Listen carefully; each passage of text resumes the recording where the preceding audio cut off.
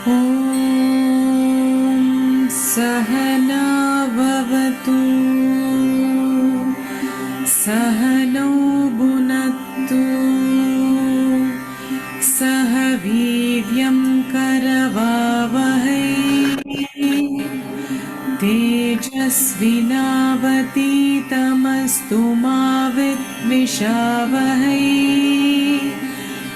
ॐ शान्ति शान्ति शान्तिः।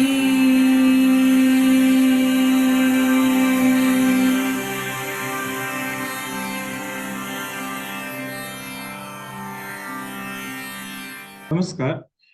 आज के गीता सत्र में 11 जून 2024 को आप सभी लोगों का स्वागत है।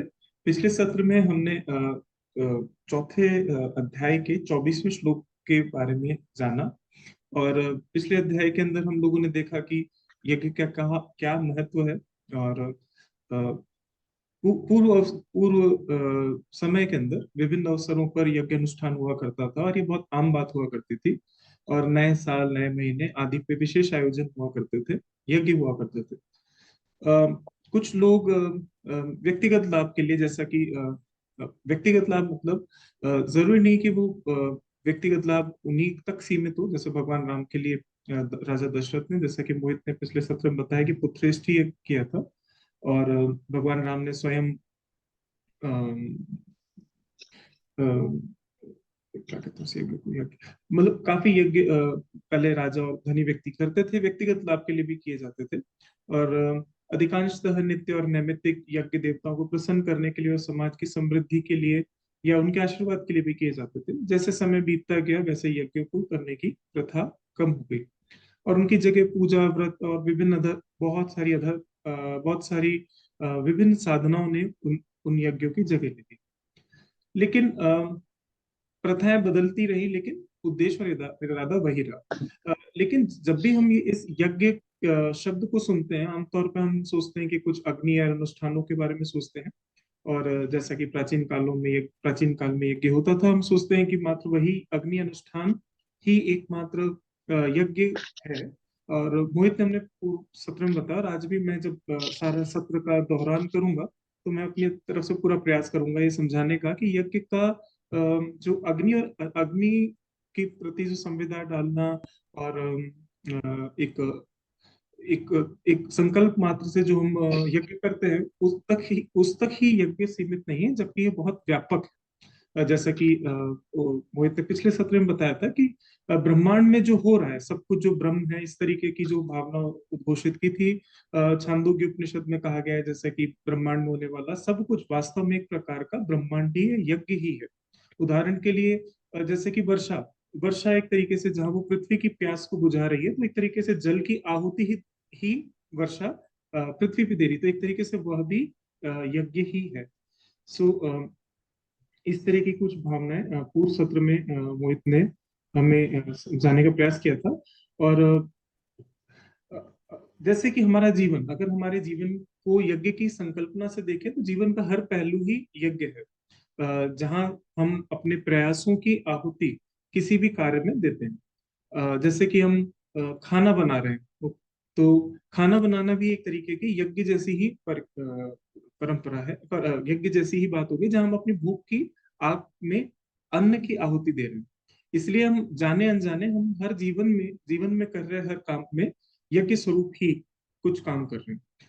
साथ ही हमें अपने प्रयासों के परिणाम स्वरूप जो कुछ भी मिलता है वो उस गतिविधि को नियंत्रित करने वाली अ, विभिन्न प्राकृतिक शक्तियों का आशीर्वाद समझ लीजिए या प्रसाद होता है। इन सब में एकमात्र समस्या यह है कि अपना कार्य देवताओं को प्रसन्न करने या समाज के लाभ के लिए करने के बजाय अपने खुद के लाभ के लिए हम करने लगते हैं, और ये एक तरीके का स्वार्थी दृष्टिकोण। और ये जो स्वार्थी दृष्टिकोण है इस यज्ञ को काम्य यज्ञ बना देता है और हम कर्म बंधन में बंध जाते हैं। इतना ही नहीं, हम न केवल स्वार्थी लाभ के इरादे से काम करते हैं, बल्कि जब अनुकूल परिणाम होते हैं तो हम इसे अपनी उपलब्धि मानते हैं, और जब ये हमारे प्रतिकूल परिणाम होते हैं तो हम निराश हो जाते हैं। हम उन उपलब्धियों के साथ खुद को पहचानते हैं और सोचते हैं कि ये जो कार्य हुआ ये हमारे अपने दम पे हुआ और हम हमारा कमाया हुआ है। वास्तव में देखें तो हमारे द्वारा किया हुआ काम या कार्य के संबंधित जो प्राकृतिक देवता या पीठासीन देवता है उसकी इच्छा के विरुद्ध में जाके या उसके आशीर्वाद के बिना कुछ नहीं होता। तो ये मान लेना कि अगर कोई काम हम कर रहे हैं और उसके अनुकूल परिणाम आ रहे हैं, ये हमारी उपलब्धि है। तो यहाँ पे हमको सोचना है कि ये स्वार्थ स्वार्थ की दृष्टि है और उस कार्य के संबंधित जो भी प्राकृतिक शक्ति है एक तरीके से ये उसका आशीर्वाद है, ना कि हमारा ना कि हमारा प्रयास। जो लोग भी जीवन को जो लोग भी जीवन के इस सत्य को पहचानते हैं वे सुनिश्चित करते हैं कि सब कुछ प्राकृतिक शक्ति या पीठासीन देवता को प्रसन्न करने या समाज के लाभ के लिए करने। और इस दृष्टि से जो स्वार्थ की दृष्टि है वो हट जाती है। और इस तरीके की दृष्टि से जब हम कोई काम करते हैं यज्ञ स्वरूप ही, तब हम देखते हैं कि हम लोग कर्म बंधन में नहीं बंधते। इसलिए सक्रिय जीवन जीते हुए भी अ, हम अगर अपने कार्य करें, किस तरीके से करें, बिना स्वार्थ की दृष्टि के लिए करें, तब हम कर्म बंधन में नहीं बंधते। और यह दृष्टिकोण असफलता और सफलता में हमें संतुलित रखने में मदद करता है। जो कि पिछले सत्र में शायद मोहित ने हमें समझाया भी था कि जो आत्म साक्षात्कारी लोग होते हैं, जो दिव्य लोग होते हैं, वो अपनी बुद्धि को स्थापित करके अपने काम के भौतिक आसक्तियों के बंधनों से मुक्त हो जाते हैं, भौतिक आसक्तियों के बंधन से मुक्त हो जाते हैं। और वे सभी कार्यों को देवताओं को प्रसन्न करने के लिए करते हैं, इसलिए वे सभी कर्म बंधनों से भी मुक्त हो जाते हैं। तो मैं जब दोहरान करूंगा श्लोकों का तब इसको और भी गहराई से समझाऊंगा, लेकिन जितना पिछले सत्र में मोहित ने कहा उतना मैं एक बार वो आपको अवगत करा देता हूँ। और पिछले सत्र में हमने देखा कि मोहित ने बहुत ही सुंदरता से 24वें श्लोक का वर्णन किया। और लेकिन यह श्लोक अगर हम थोड़ा सोचे तो यह अकेला एक ऐसा श्लोक है जो हर दिन पढ़ना और याद रखना चाहिए। भगवत गीता का प्रत्येक श्लोक देखा जाए तो कहीं ना कहीं हमें ब्रह्म ज्ञान ही दे रहा है, लेकिन इस श्लोक के अंदर खास क्या है, इस श्लोक को हमें दैनिक जीवन में उपयोग में लाना चाहिए। हमने पिछले सत्रों में भी देखा कि हमारे जीवन की सभी गतिविधियां एक प्रकार का यज्ञ ही है, जो कि मोहित ने भी समझाया था और आज भी मैंने अभी प्रातः भी समझाने का प्रयास किया कि हमारे जीवन की हर एक प्रकार का यज्ञ, और आगे मैं समझाने का प्रयास करूंगा कि किस हद तक हमारे मनीषियों ने यज्ञ को समझाने का प्रयास किया। क्योंकि ये हमारा सारा जीवन हर एक गतिविधियां जिस तरीके से एक प्रकार का यज्ञ है, हमारे प्रयासों की आहुति ही है। अगर हम इस वैदिक शब्दावली से जुड़ते हैं तो जीवन के यज्ञों में हम जजमान हो जाते हैं और हमारे काम के औजार यज्ञ की हवि हो जाते हैं और हमारे प्रयास यज्ञ की आहुति होते हैं। और जिस आवश्यकता को हम पूर्ण करने की कोशिश कर रहे हैं वो यज्ञ की अग्नि हो जाती है। लेकिन जब हम अपना जीवन यज्ञ करते हैं तो हम सब कुछ हमारी इच्छाओं के अनुसार नहीं होता। हमारे प्रयासों में कभी हमें सफलता मिलती है तो कभी असफलता। यही असफलता और सफलता की अनिश्चितता जीवन को दयनीय बना देती है, जिससे हम हमेशा तनाव या असंतोष में रहते हैं। लेकिन हमारे विपरीत सफलता असफलता की अनिश्चितता से गुजरते हुए भी जो आत्म साक्षात्कारी लोग होते हैं वो दयनीय जीवन नहीं जीते। वे हमेशा संतुष्ट, समाधानी एवं आनंदित रहते हैं।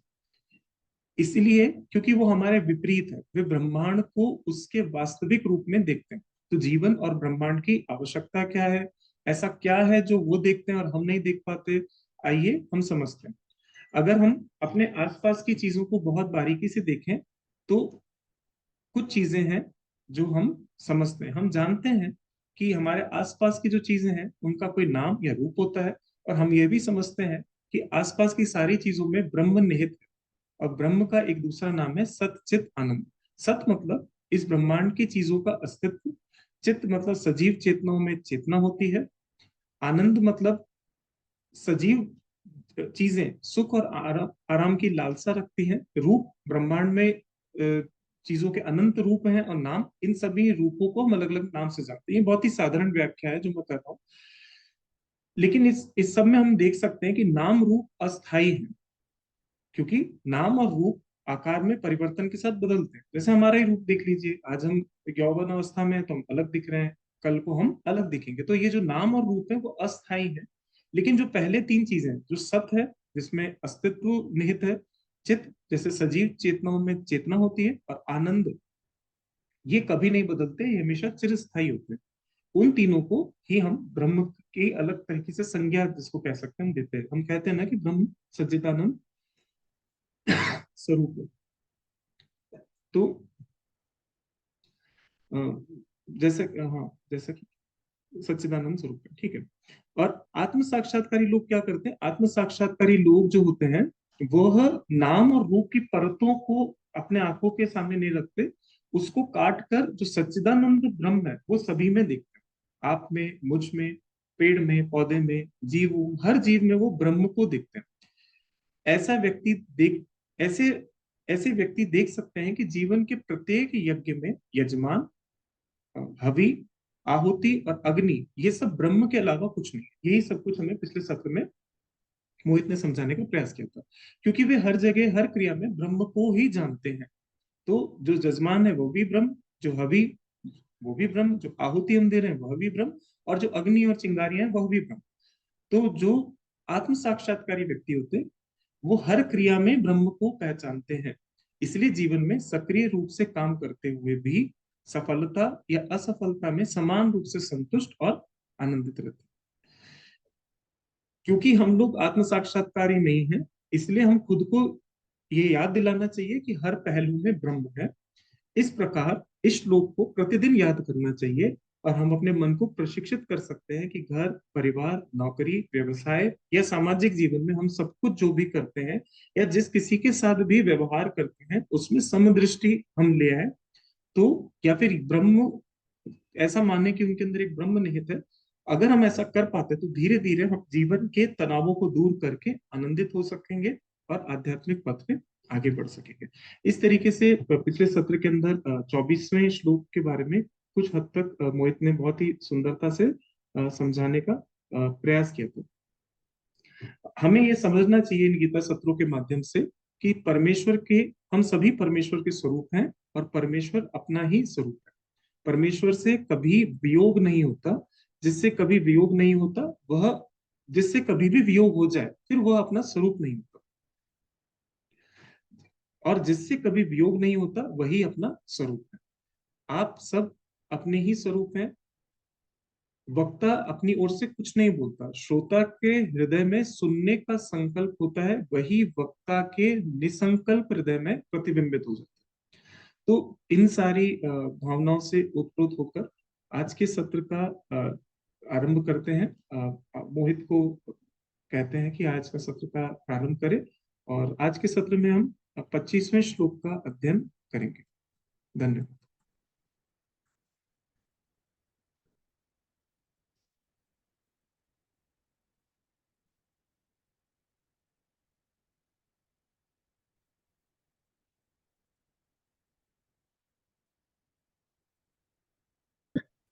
कल हमने चौथे अध्याय के 24वें श्लोक के विषय में चर्चा की थी, और समझा था कि कैसे यदि हम कोई यज्ञ कर रहे हैं तो उस यज्ञ में जो यज्ञ की अग्नि है, यज्ञ में प्रयुक्त होने वाले साधन है, यज्ञ का जो करता है, अगर सब में अगर हम ब्रह्म का एकत्व देखते हैं तो उस यज्ञ का जो हमें फल मिलता है वो भी किस प्रकार से ब्रह्म ही होता है। तो यहाँ पर जो हमारा परसेप्शन,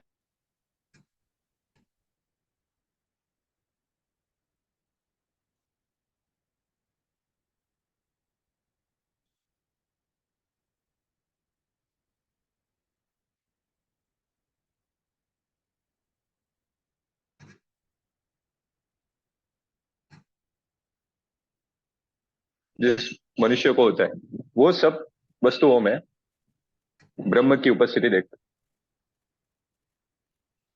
हमारे यहाँ पे 5 तत्व हैं। अब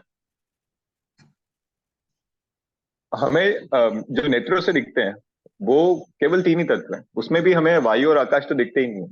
परंतु ब्रह्मज्ञानी जो मनुष्य होता है उसके लिए उन दोनों तत्व जो आंखों से नहीं दिख रहे पर वो है, उनमें भी ब्रह्म की उपस्थिति है। तो ऐसे मनुष्य के लिए ब्रह्म की उपस्थिति संपूर्ण विश्व, संपूर्ण ब्रह्मांड उसके लिए ब्रह्म स्वरूप हो जाता है। तो आज हम उसके अगले श्लोक का अध्ययन करते हैं, 25वें श्लोक का।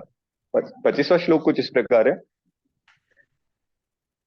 दैवमेवा परे यज्ञम योगिन पर्युपासते ब्रह्माज्ञावपरे यज्ञम यज्ञेनै वोपजुह्वति। इस श्लोक का इस श्लोक के अंदर थोड़ी और उसके आगे एक्सप्लेन किया हुआ है कि इसका एक्चुअल मतलब क्या होता है। जो हमने कल पढ़ा था कि हम अगर सब में अगर भगवान को देखते हैं तो हमारे लिए जो आउटपुट है वो भी भगवान ही है ना। तो उनसे विलग कोई चीज ही नहीं है हमारे लिए फिर। तो उसका और डीपर मीनिंग क्या है, तो उसमें भगवान समझाते हैं कि हम जब भी आत्म साक्षात्कार जिन मनुष्यों को हुआ है आज तक, उनको हम अगर उनके जीवन को देखते हैं, जैसे हम एग्जाम्पल लेते हैं, नीम करोली बाबा है, रमन महर्षि हैं, ठीक है। तो उनकी अलग अलग विधि होती है। कोई आत्म साक्षात्कार ब्रह्मज्ञानी जो होते हैं, जो सिद्ध पुरुष होते हैं, वो अब एक जगह पे देखिए अपना कार्य करते हैं। और कुछ मनुष्य होते हैं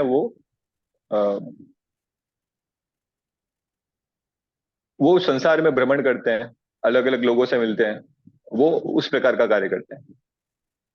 तो यहाँ पर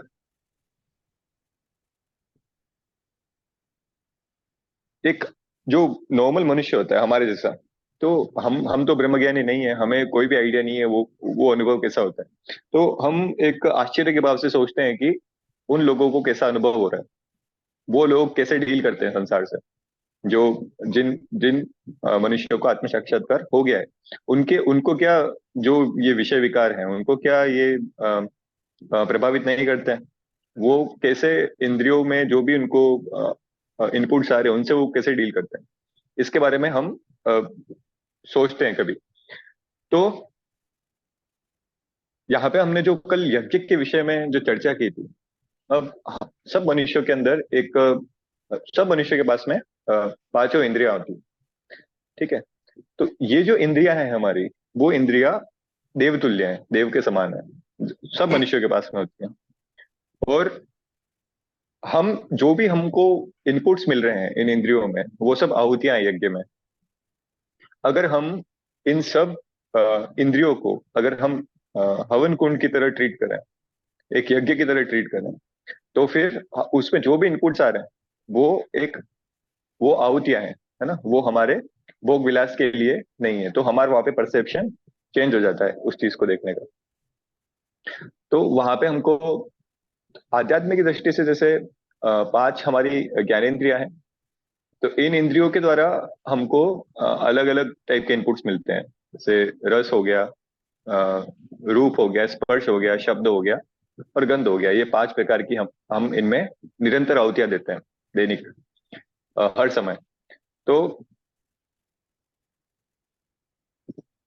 अगर हम इसमें यज्ञ की भावना बना के रखें, तो हम इन जो इंद्रिय विकार हैं, इनसे हमको समय के साथ में वैराग्य हो जाता है। और फिर ये जो वैराग्य होता है, इस वैराग्य से ही हमें, जो द्वितीय अध्याय में भगवान ने समत्व भाव की बात करी है कि हम जो द्वैत भाव है, द्वैत भाव से हम ऊपर उठ जाते हैं।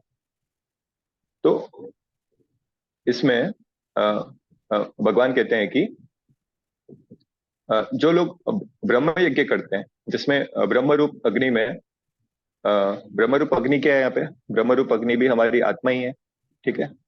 और किसके द्वारा हम हवन कर रहे हैं, वो कर्ता जो है वो भी आत्मा ही है, ठीक है। और किसका हवन कर रहे हैं, जिसका हम हवन कर रहे हैं, वो जो सामग्री है, वो जो हम आहुति दे रहे हैं, वो भी आत्मा ही है।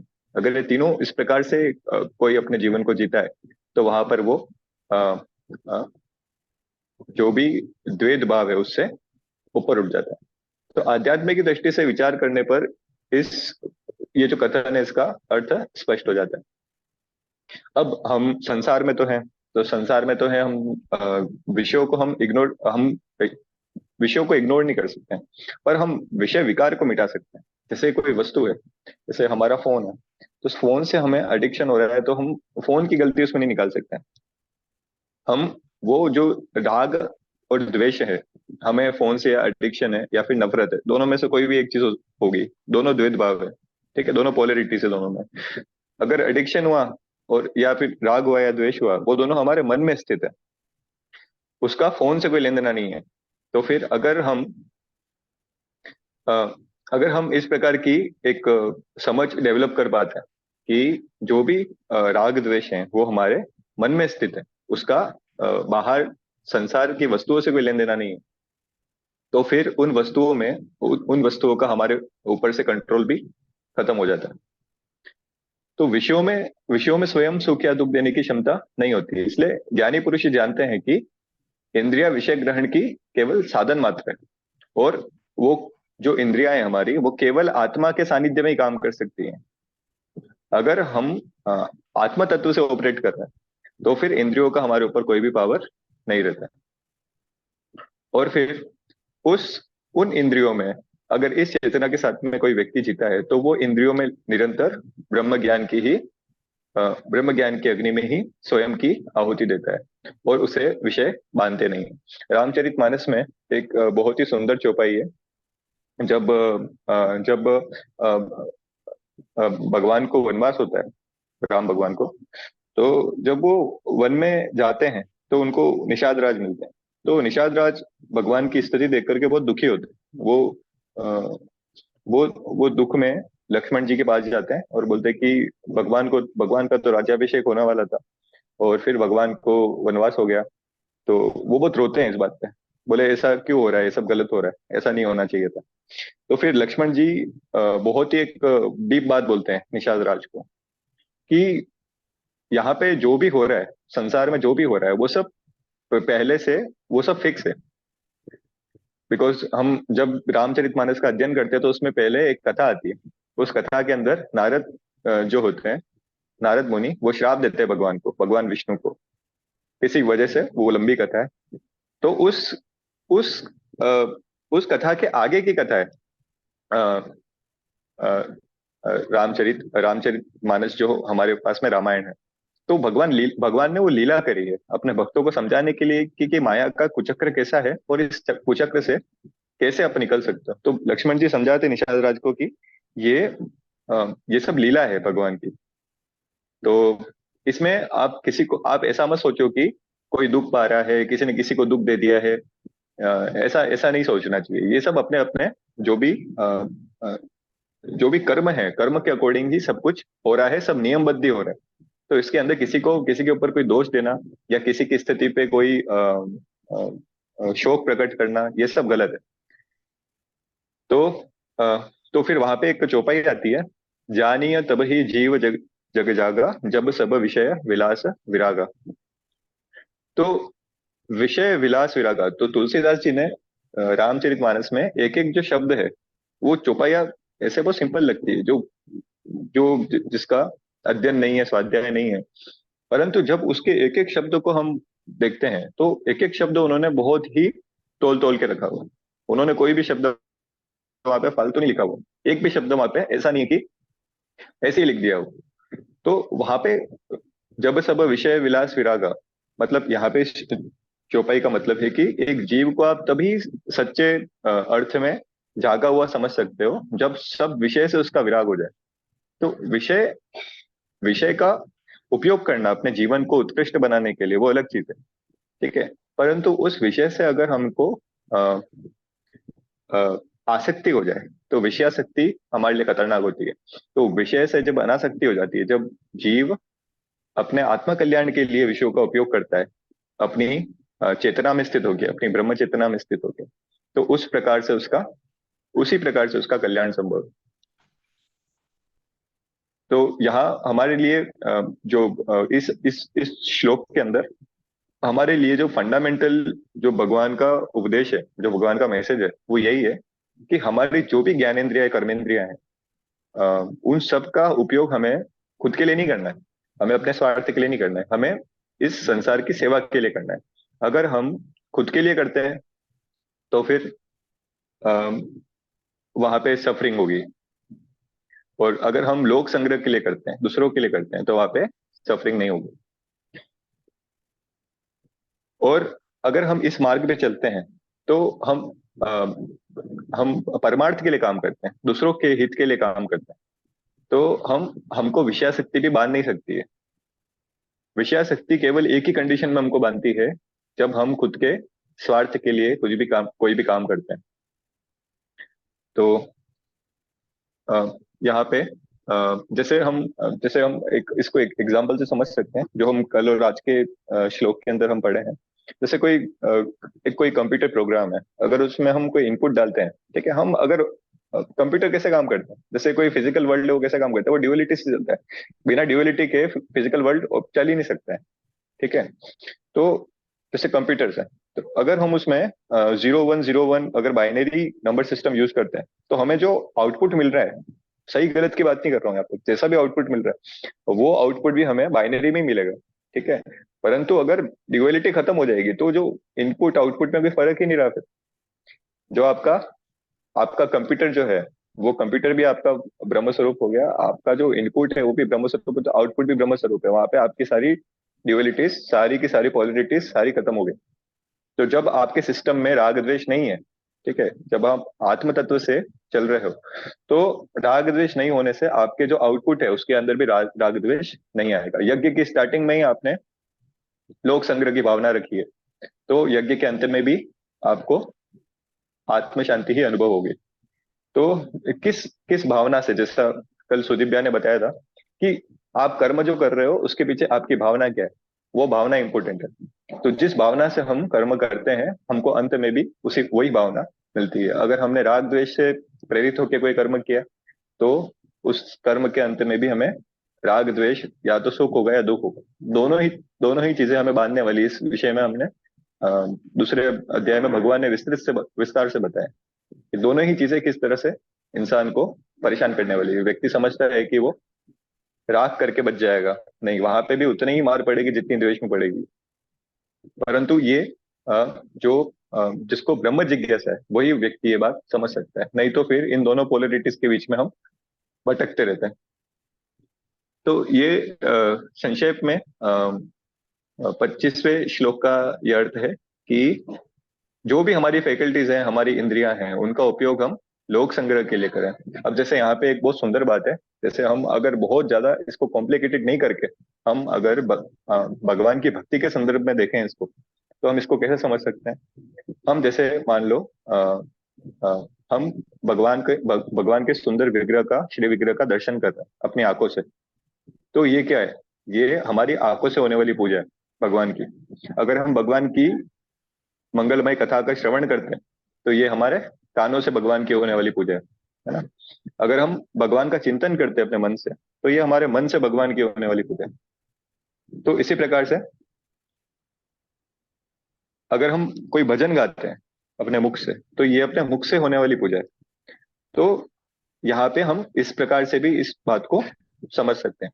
देखो यहाँ पे अगर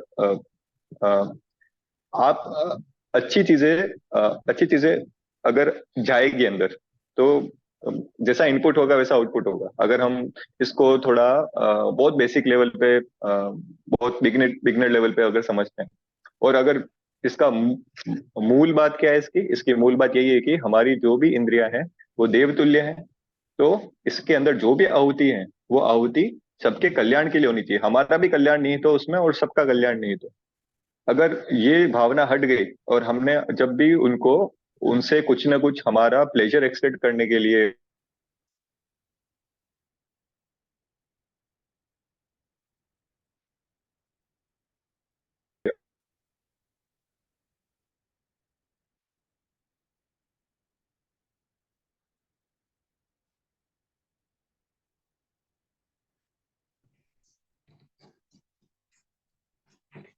जब उस इंसान को पहले अच्छा लग रहा था, अब वो उसके लिए विष के समान हो जाता है।